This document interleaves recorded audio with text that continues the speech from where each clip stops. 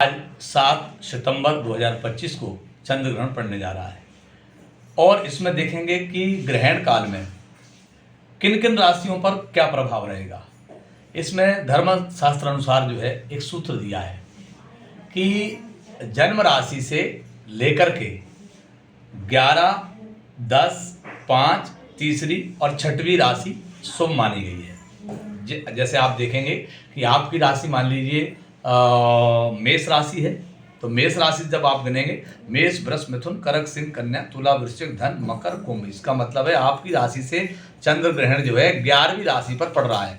तो 11वीं राशि पर पड़ने के कारण ये आपके लिए शुभ है। ये हमने एक आपको उदाहरण दिया, इस ढंग से आपको देखना है।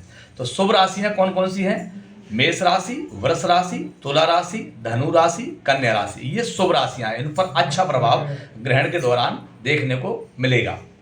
अब इसमें मध्यम जो फल प्राप्त होना है, मध्यम फल प्राप्त किन किन को होना है उसके लिए आप गिनेंगे आपकी जन्म राशि से 9वीं राशि होगी, 7वीं राशि होगी और दूसरी राशि होगी, तो इन लोगों के लिए मध्यम फल प्राप्त होगा। अब मध्यम फल के लिए कौन कौन सी राशि आ रही? जैसा मान लीजिए आपकी राशि मिथुन है, मिथुन, कर्क, सिंह, कन्या, तुला, वृश्चिक, धन, मकर और कुंभ। यानी आपकी राशि से 9वें भाव में जाकर के आपका ग्रहण पड़ रहा है। 9वां भाग भाग्य स्थान का है, तो ये हम ज़्यादा लंबा नहीं बोल पाएंगे। सिंह इसमें 9वीं, 7वीं और दूसरी ये मध्यम फल देने वाली होंगी। अब इसमें जो सबसे बड़ी अशुभ राशियां हैं जिन पर ज़्यादा प्रभाव पड़ेगा और जिनको समस्याएं बढ़ सकती हैं, उन राशियों के बारे में बात करेंगे। आपकी राशि से आप गिनेंगे 8वीं राशि, पहली राशि और चौथी राशि। अगर ये 3 और 12वीं राशि, ये 4 राशियाँ 4 जगह आपका मिलता है तो आपके लिए ये अशुभ है। अशुभ माने समस्याएं खड़ी कर सकता है आपके लिए। जैसे कि 8वीं राशि आपकी राशि से, जैसे आपकी मान लीजिए कर्क राशि है, तो कर्क, सिंह, कन्या, तुला, वृश्चिक, धन, मकर और कुंभ। आपकी राशि से 8वीं राशि पर जाकर के चंद्र ग्रहण पड़ रहा है।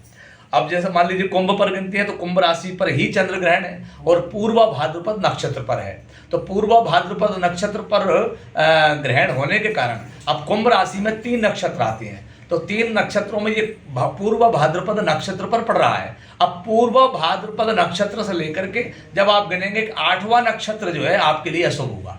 8वां नक्षत्र वाले व्यक्ति के लिए अशुभ होगा। तो जो आप इसमें दूसरी प्रयोग आपको बता रहे हैं, दूसरा प्रयोग कौन सा बता रहे हैं कि मान लीजिए आपकी जन्म राशि का जो नक्षत्र है इसके लिए आप कैलेंडर का उपयोग करेंगे, कैलेंडर निकालेंगे। कैलेंडर में जो है पीछे दिया होता है नक्षत्र तालिका, तो नक्षत्र तालिका में आपका जो नाम का अक्षर है उस नाम के अक्षर के साथ में आप देखेंगे कि उसमें नक्षत्र कौन सा लिखा है।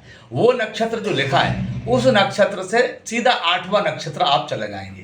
तो अगर आपका आज का जो नक्षत्र है पूर्वा भाद्रपद नक्षत्र, उस नक्षत्र से आपका नक्षत्र अगर 8वां आता है तो आपके लिए अशुभ माना जाएगा। ये विधि, वैसे 3 नक्षत्र अशुभ माने गए हैं। प्रारंभ का यानी पूर्व भाद्रपद से पहले का नक्षत्र और पूर्व भाद्रपद फिर उसका आगे का नक्षत्र इसमें दिया है कि त्रिजन्म नक्षत्र कहते हैं इसको हम। तो 3 नक्षत्र आगे पीछे जो है धर्मशास्त्र हमारा कहता है, यह नक्षत्र गतो राहुर ग्रस्ते शशि भास्करो तद जाता नाम भवित पीड़ा ये नरा शांतिर वर्जितः। इसका मतलब है कि जिस नक्षत्र पर जो है ग्रहण पड़ता है उस नक्षत्र वाले व्यक्ति को, उस राशि वाले व्यक्ति को शांति कराना परम आवश्यक होता है। इसके लिए बहुत सारे प्रयोग होते हैं। आप मंत्र जाप करा सकते हैं ग्रहण काल में, और ब्राह्मणों को बुला करके जो भी आप साधना करना चाहें उनके माध्यम से आप करवा सकते हैं, आपके लिए लाभ होगा।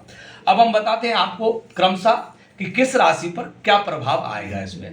तो सबसे पहले हम मेष राशि की बात करेंगे। तो मेष राशि के लिए हम देखेंगे तो मेष राशि से हम गिनेंगे कुंभ राशि तक। तो मेष, वृष, मिथुन, कर्क, सिंह, कन्या, तुला, वृश्चिक, धन, मकर, कुंभ। आपकी राशि से 11वीं राशि पर जाकर के जो है ये ग्रहण पड़ रहा है, इसलिए आपको ये 11वां राशि जो है आपकी 11वां घर जो है लाभ घर है।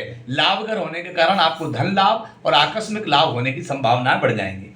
वृषभ राशि पर बात करेंगे हम। तो वृषभ राशि जब हम देखेंगे तो वृषभ राशि आपकी 10वीं राशि पड़ रही है। तो हमने बताया आपको कि शुभ राशियाँ होती 10वीं, तो 10वीं, 11वीं, 5वीं, तीसरी, छठवीं आप देखेंगे। तो वृषभ राशि से आपका वृष, मिथुन, कर्क, सिंह, कन्या, तुला, वृश्चिक, धन, मकर और कुंभ। कुंभ राशि 10वीं राशि पर जाकर के आपका ग्रहण आपको मिल रहा है। तो आपके लिए सुख शांति प्राप्त होगी, क्योंकि 10वां घर अच्छा होता है, कर्म भाव का होता है और सुख शांति आपको मिलेगी, धन लाभ भी हो सकता है आपको। इसके बाद मिथुन राशि हम देखेंगे तो मिथुन राशि से मिथुन, कर्क, सिंह, कन्या, तुला, वृश्चिक, धन, मकर, कुंभ, यानी 9वीं राशि आई मिथुन। तो मिथुन राशि 9वीं जब आती है तो ये आपको मध्यम फल देने वाली प्राप्त होगी। और जो है इसके बाद देखेंगे कर्क, सिंह, कन्या, तुला, वृश्चिक, धन, मकर, कुंभ, ये 8वां सूर्य ग्रहण आपको, चंद्र ग्रहण आपको पड़ रहा है। 8वां चंद्र ग्रहण यानी 8वां घर में जाकर के आपको चंद्र ग्रहण मिल रहा है। तो आपकी 8वां स्थान अच्छा नहीं माना गया है। 8वां स्थान अच्छा नहीं माना गया तो इसके लिए आपको हानि हो सकती है, मान हानि हो सकती है, आपका अपमान हो सकता है और किसी प्रकार से धन हानि की संभावना बनती है। इसके बाद देखेंगे कर्क राशि। तो कर्क, सिंह, कन्या, तुला, वृश्चिक, धन, मकर, कुंभ, और इसके बाद में जो है कुंभ राशि के लिए भी शारीरिक कष्ट बताएंगे और ये शारीरिक कष्ट बता रहा है। और मिथुन राशि के लिए मिथुन, कर्क, सिंह, कन्या, तुला, वृश्चिक, धन, मकर, कुंभ, मिथुन राशि के लिए जो है ये मध्यम माना जाएगा मिथुन राशि के लिए। और स्त्री, इसके बाद में देखेंगे हम कर्क के बाद सिंह राशि। तो सिंह, कन्या, तुला, वृश्चिक, धन, मकर और कुंभ, ये 7वीं राशि आ रही है आपकी। 7वें घर में जाकर के ग्रहण पड़ रहा है आपका। तो 7वां घर जो है हमारा स्त्री का होता है, व्यापार का होता है। इसलिए जो है आपको पत्नी संबंधित, स्वास्थ्य संबंधित समस्या आ सकती है, पति पत्नी मनमुटाव हो सकता है, अथवा और समस्याएं आपकी बढ़ सकती है, व्यापार में कोई छोटा मोटा घाटा हो सकता है। इसके बाद कन्या राशि में हम आएंगे। तो कन्या, तुला, वृश्चिक, धन, मकर, कुंभ, ये 6वीं राशि आपकी पड़ रही है। तो 6वीं राशि जो होती है वो शत्रु की होती है। तो शत्रुओं का बल घटेगा और आपका पराक्रम बढ़ जाएगा, यानी आपको सुख शांति प्राप्त होगी। 7वीं, इसके बाद तुला राशि में चलते हैं। तुला, वृश्चिक, धन, मकर, कुंभ, ये 5वां हो रहा है। तो 5वीं घर में जाकर के आपको ग्रहण प्राप्त हो रहा है। तो 5वां जो है व्यापार वृद्धि करेगा आपको और लाभ करेगा। थोड़ी मोटी जो है आपको चिंताएं आ सकती हैं किसी प्रकार की। इसके बाद वृश्चिक राशि पर चलते हैं। वृश्चिक, धन, मकर और कुंभ, ये 4था ग्रहण पड़ रहा है। 4था सुख शांति का और जो है आपकी माता का घर होता है। तो कहीं माता के स्वास्थ्य के लिए नुकसानदायक हो सकता है, अथवा चौथा घर सुख शांति के लिए, सुख और भौतिक सुख सुविधाओं का होता है। इसका मतलब है कि आप जो कोई योजना बना रहे हैं काम करने की, वो आपकी असफल हो सकती है। वृश्चिक के बाद धन, तो धन, मकर, कुंभ, ये 3रा ग्रहण पड़ रहा है, यानी पराक्रम भाव में जाकर के आपको ग्रहण मिल रहा है। तो आपका पराक्रम बढ़ाएगा ये, और बढ़ा करके आपको धन लाभ और अचानक धन लाभ देने की स्थिति बनाएगा। बहुत अच्छी कंडीशन में जाएगा आपका। इसके बाद आता है मकर।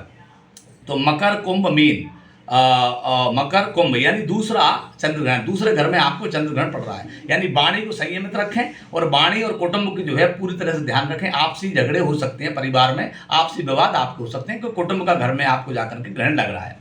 अब देखते हैं हम क्या कि 11वां कुंभ राशि। तो कुंभ राशि में जो है आपका ग्रहण पड़ रहा है। तो कुंभ के लिए हमने बता दिया कि अति आवश्यक रूप से जो है इनको शांति कराने की आवश्यकता, कुंभ राशि वालों के लिए बहुत ज़्यादा शांति कराने की आवश्यकता है।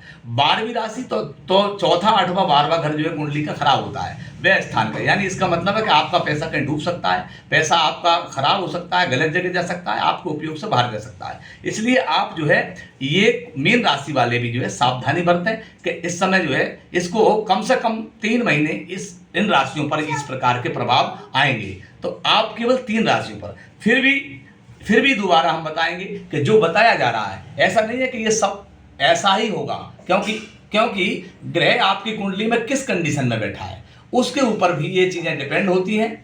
और आप अपनी कुंडली का दर्शन दिखवाएं आप ज्योतिषी से, और दिखवा करके फिर अगर मान लीजिए राहु आपकी कुंडली में अच्छी कंडीशन में बैठा है तो वो आपको बहुत बढ़िया फल भी दे सकता है, क्योंकि ये तो हमने गोचर कंडीशन के आधार पर आपको बताया, गोचर स्थिति जो बन रही है उसके आधार पर ये थोड़ा सा भविष्य फल हमने बताया है। इसलिए कभी भी हमारे मन में, अपने मन में भ्रम ना पालें, ऐसा ना सोचें कि मेरी राशि पर ऐसा होना है तो ऐसा ही होगा।